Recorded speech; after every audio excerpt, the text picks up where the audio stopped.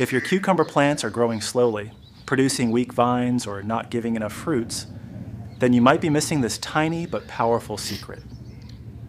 What if I told you that just one sunflower seed can boost your cucumber growth like crazy? Yes. It sounds unbelievable, but it actually works.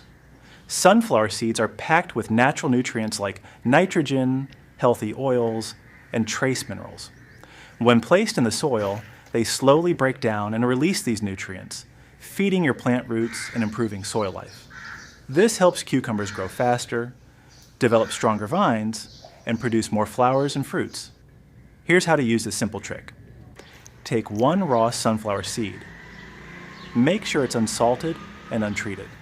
Dig a small hole about 1 to 2 inches deep near the base of your cucumber plant. Place the seed in the soil and cover it gently. Then water your plant as usual. As the seed decomposes, it acts like a slow-release natural fertilizer, boosting root strength and overall plant health.